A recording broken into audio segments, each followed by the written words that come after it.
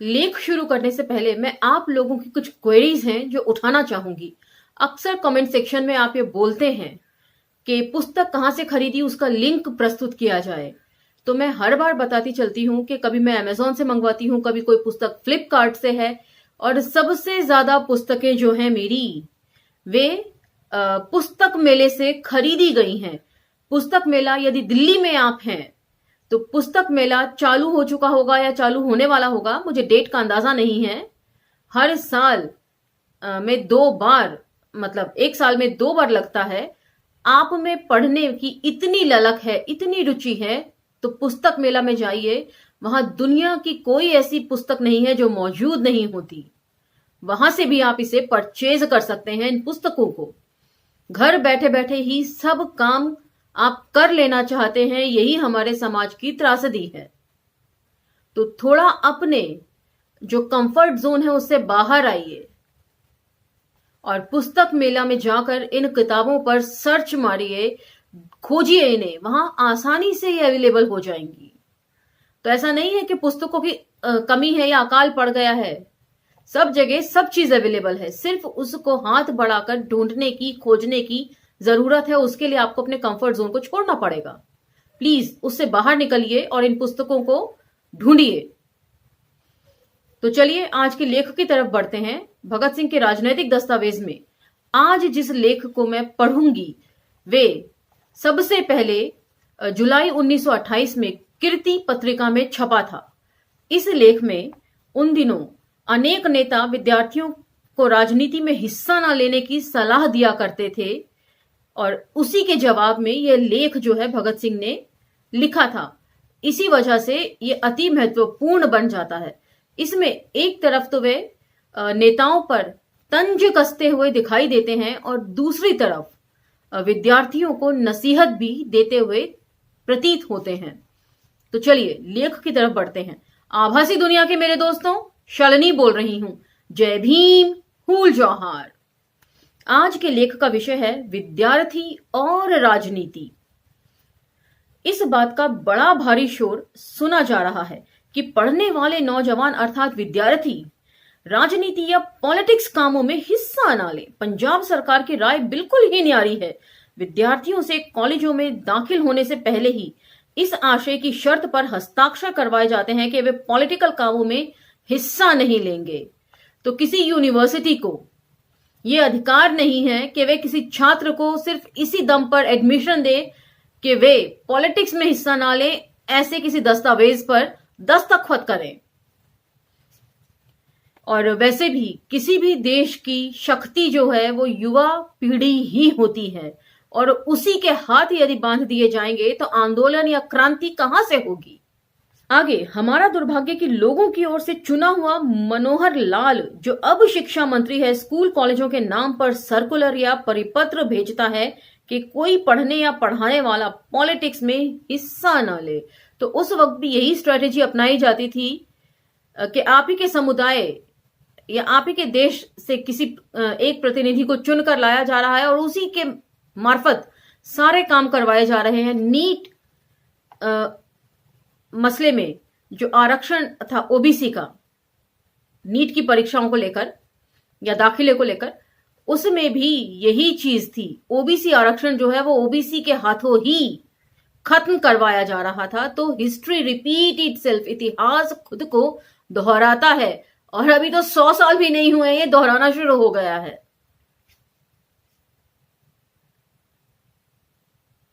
कुछ दिन हुए जब लाहौर में स्टूडेंट यूनियन या विद्यार्थी सभा की ओर से विद्यार्थी सप्ताह मनाया जा रहा था।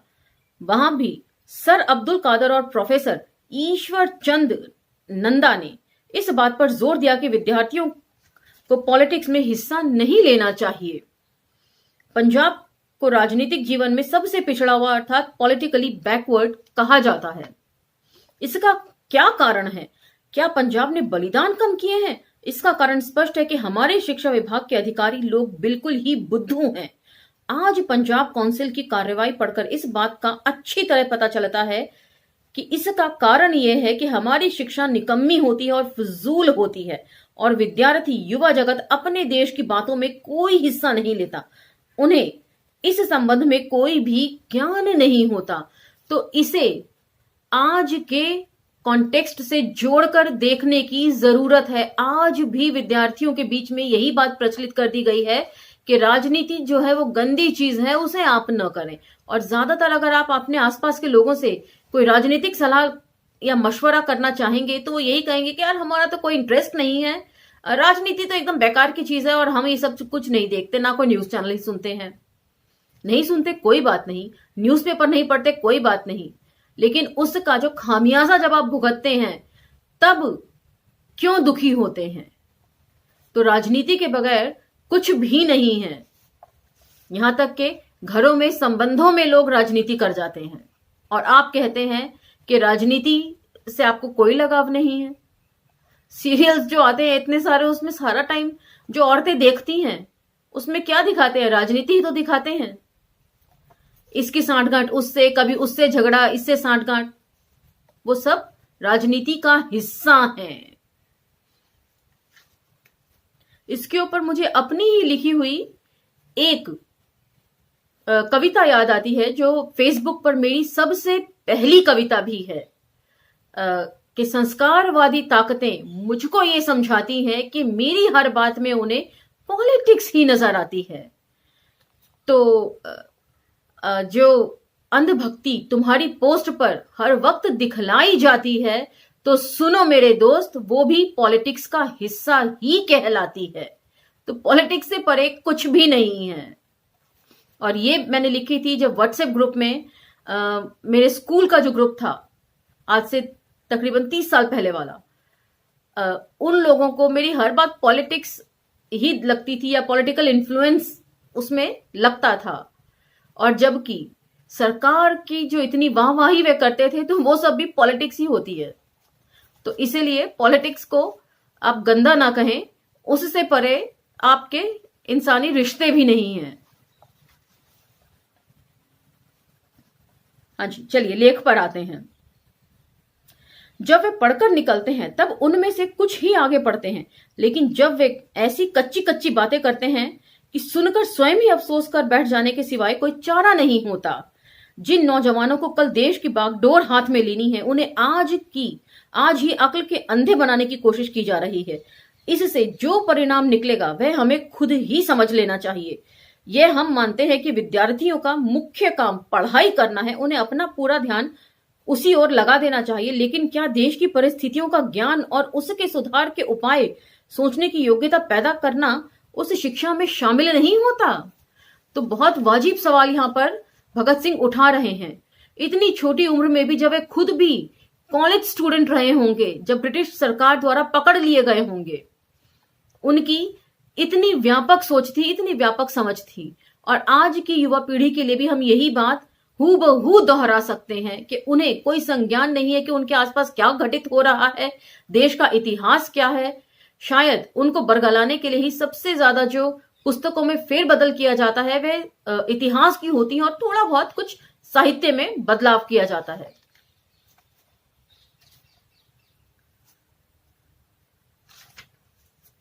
यदि नहीं तो हम उस शिक्षा को भी निकम्मी समझते हैं जो सिर्फ क्लर्की करने के लिए ही हासिल की जाए। ऐसी शिक्षा की जरूरत ही क्या है? कुछ ज्यादा चालाक आदमी कह सकते हैं, बेटा तुम पॉलिटिक्स के अनुसार पढ़ो और सोचो जरूर, लेकिन कोई व्यवहारिक हिस्सा न लो। तुम अधिक योग्य होकर देश के लिए फायदेमंद साबित होगे। तो यहां पर बहुत गहरा कटाक्ष भी कर रहे हैं वे शिक्षा पद्धति को लेकर। और आज हम ये बोलते हैं कि पहले तो फिर भी हम कुछ पढ़ लिया करते थे, आजकल तो बिल्कुल ही नहीं पढ़ते। तो इससे ही आप अंदाजा लगा लीजिए हम पहले भी कुछ नहीं पढ़ते थे और आज तो बिल्कुल ही कुछ नहीं पढ़ रहे हैं। बात बड़ी सुंदर लगती है, लेकिन हम इसे भी रद्द करते हैं क्योंकि यह भी सिर्फ ऊपरी बात है। इस बात से यह स्पष्ट हो जाता है कि एक दिन विद्यार्थी एक पुस्तक अपील टू द यंग, यानी कि नौजवानों के नाम अपील, प्रिंस क्रॉपोटकिन पढ़ रहा था। एक प्रोफेसर साहब कहने लगे, ये कौन सी पुस्तक है? और ये तो किसी बंगाली का नाम जान पड़ता है। लड़का बोल पड़ा, प्रिंस क्रॉपोटकिन का नाम बड़ा प्रसिद्ध है, वे अर्थशास्त्र के विद्वान थे। इस नाम से परिचित होना प्रत्येक प्रोफेसर के लिए बड़ा जरूरी था। प्रोफेसर की योग्यता पर लड़का हंस भी पड़ा। और उसने फिर कहा, ये रूसी सज्जन थे। बस रूसी कहर टूट पड़ा। प्रोफेसर ने कहा कि तुम बोल्शेविक हो और तुम पॉलिटिकल पुस्तकें पढ़ते हो। देखिए आज प्रोफेसर की योग्यता। अब उन बेचारे विद्यार्थियों को उनसे क्या सीखना है? ऐसी स्थिति में वे नौजवानों को क्या सिखा रहे हैं या नौजवान क्या सीख सकते हैं? शिक्षक का काम क्या होता है? आपको एजुकेट करना, न्याय संगत व्याख्याएं आपके सामने प्रस्तुत करना, किसी भी समुदाय से परे हटकर, किसी भी विचारधारा से इन्फ्लुएंस हुए बगैर। लेकिन जब शिक्षक ही दिमाग से बंद होंगे तब वे किस तरह के नौजवानों को प्रोड्यूस करेंगे शिक्षा के माध्यम से? यह भी एक विचारणीय प्रश्न है यहां पर। दूसरी बात यह है कि व्यावहारिक राजनीति क्या होती है? महात्मा गांधी, जवाहरलाल नेहरू और सुभाष चंद्र बोस का स्वागत करना और भाषण सुनना तो हुई व्यावहारिक राजनीति, पर कमीशन या वायसराय का स्वागत करना क्या हुआ? गहरा कटाक्ष करते हैं कांग्रेस की कार्यशैली पर कि यही कांग्रेसी नेता जब बोलते हैं कि विद्यार्थियों को दूर रहना चाहिए पॉलिटिक्स से, और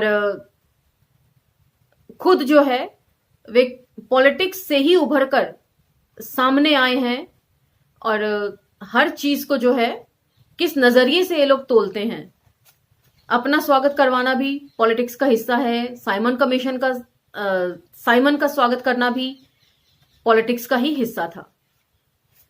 तो काफी आरोप भी यहां पर सीधे तौर पर लगा रहे हैं भगत सिंह। और यदि आपको याद हो, भूमिका जब हमने पढ़ी थी भगत सिंह की मृत्यु के बाद, जब गांधी जो सभा को संबोधित करते हैं उसमें भी वे ये कहते हैं कि बहुत से लोग दुखी हैं, और मैं सिर्फ यही सलाह देना चाहूंगा कि जो विद्यार्थी हैं वो इससे दूर रहें, ये रास्ता न इख्तियार करें।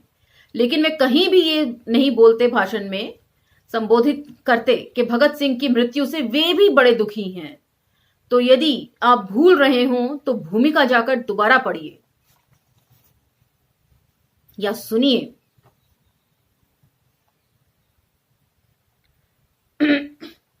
सरकारों और देशों के प्रबंध से संबंधित कोई भी बात पॉलिटिक्स के मैदान में ही गिनी जाएगी तो फिर यह भी पॉलिटिक्स ही हुई ना। कहा जाएगा कि इससे सरकार खुश होती है और दूसरी से नाराज।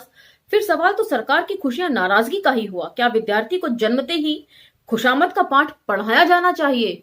बहुत वाजिब सवाल बात बात में ये उठा रहे हैं। हम जो समझते हैं कि जब तक हिंदुस्तान में विदेशी डाकू शासन कर रहे हैं तब तक वफादारी करने वाले वफादार नहीं बल्कि गद्दार हैं, इंसान नहीं पशु हैं, पेट के गुलाम हैं। तो हम किस तरह कहें कि विद्यार्थी वफादारी का पाठ पढ़ें? तो यहां पर सरकार की खुशामद करने वाले जो आजकल लोग हैं उनको आप देख लीजिए और इस लेख के माध्यम से उस समय के लोगों को या नेताओं को समझ लीजिए। सभी मानते हैं कि हिंदुस्तान को इस समय ऐसे देश सेवकों की जरूरत है जो तन मन धन देश पर अर्पित कर दें और पागलों की तरह सारी उम्र देश की आजादी के लिए न्यौछावर कर दें। लेकिन क्या बूढ़ों में ऐसे आदमी मिल सकते हैं? क्या परिवार और दुनियादारी के झंझटों में फंसे सयाने लोगों में से ऐसे लोग निकल सकेंगे? तो यहां पर मुझे यह कहते हुए फक्र महसूस हो रहा है कि जो टीम अंबेडकर नामा है सभी पारिवारिक जिम्मेदारियों और झंझटों को निभाते हुए भी समाज के प्रति अपनी जिम्मेदारी को निभा रही है, पे बैक टू सोसाइटी के लिए काम कर रही है। और मेरा दावा है कि यदि आज भगत सिंह हम लोगों के बीच में होते तो अंबेडकर नामा टीम की पीठ जरूर थपथपा रहे होते और हमें हर संभव हर मुमकिन सहयोग भी वे दे रहे होते।